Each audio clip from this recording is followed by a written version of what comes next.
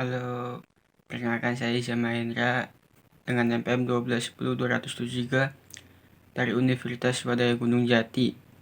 Kali ini saya akan menjelaskan materi tentang human capital. Mari simak videonya.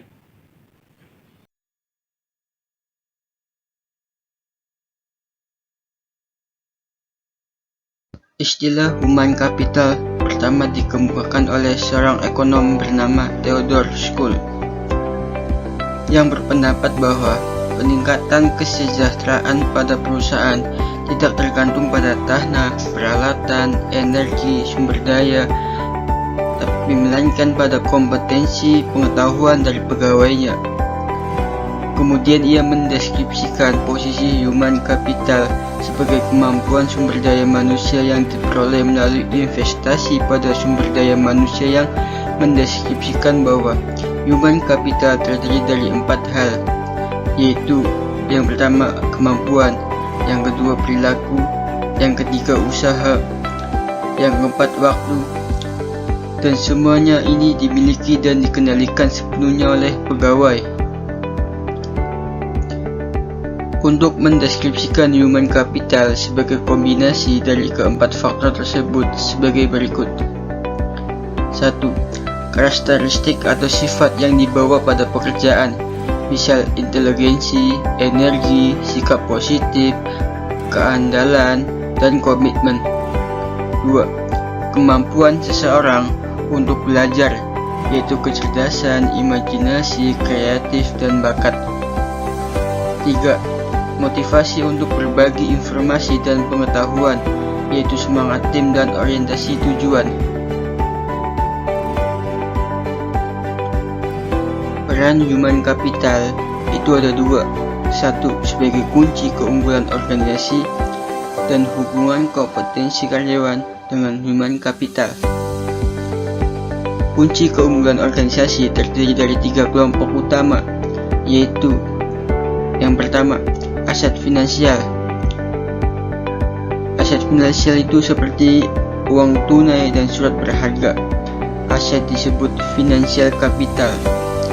Yang kedua, aset fisik, terdiri atas peralatan, gedung, dan tanah. Yang ketiga, aset tak berwujud, seperti modal organisasi, aliansi bisnis, pelanggan, merek, reputasi, dan modal intelektual. Dan untuk hubungan kompetensi karyawan dengan human capital, itu ada 5 cara untuk meningkatkan kompetensi karyawan, yaitu 1. Buy atau membeli, mengganti SDM yang lama dengan yang baru dan memiliki kualitas yang lebih baik.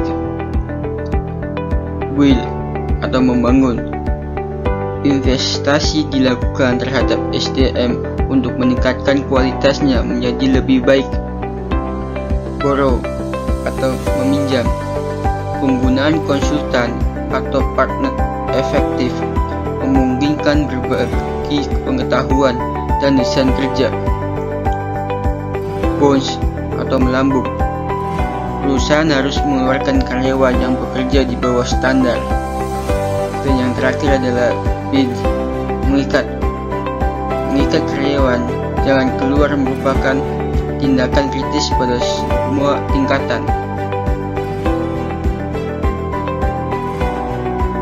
Transformasi peran divisi SDM. Model konseptual yang dikemukakan oleh Ulrich menggambarkan bahwa transformasi divisi peran SDM yang didasarkan pada 2 dimensi utama, yaitu dimensi operasional dan dimensi strategis. Dari 2 dimensi ini muncul 4 peran SDM, yaitu strategic partner, administrative expert, experimentation, dan change agent. Yang pertama itu strategic partner, yaitu departemen SDM harus mampu menjadi partner bagi manajer lini dan manajemen lainnya dalam mengeksekusi strategi dan membantu merealisasikan perencanaan. Yang kedua, administratif expert, membantu tercapainya efisiensi administratif dan memastikan bahwa kos dapat dikurangi dan kualitas tetap terjaga secara kontinu. Yang ketiga, Employee Champion. Departemen SDM harus dapat menunjukkan komitmennya terhadap manajemen dan pada waktu yang sama berusaha meningkatkan kontribusi karyawan lebih besar. Yang terakhir, Change Agent. Departemen SDM harus dapat menjadi agen perubahan yang kontinu, membantu proses-proses dan kultur secara bersama, meningkatkan kapasitas organisasi untuk lebih baik. Tingkat kompetensi. Ada 3 tingkatan kompetensi dalam sistem pengukuran human capital, yaitu yang pertama, activity level, yaitu pengukuran aktivitas rutin SDM seperti rekrutmen, pemberhentian, promosi, dan lain-lain untuk syarat laporan internal. Yang kedua, fungsional level, yaitu kolaborasi dengan unit fungsional organisasi seperti divisi dalam mengukur aktivitas, mengumpulkan dan menerjemahkan data, dan mengambil tindakan koleksi. Yang terakhir adalah strategic level, yaitu tingkatan analisis tertinggi sehingga dapat memberikan gambaran perusahaan secara penuh, memberikan pemahaman hubungan antar SDM, strategi, dan kinerja. Nah, dari ketiga tingkat kompetensi di atas,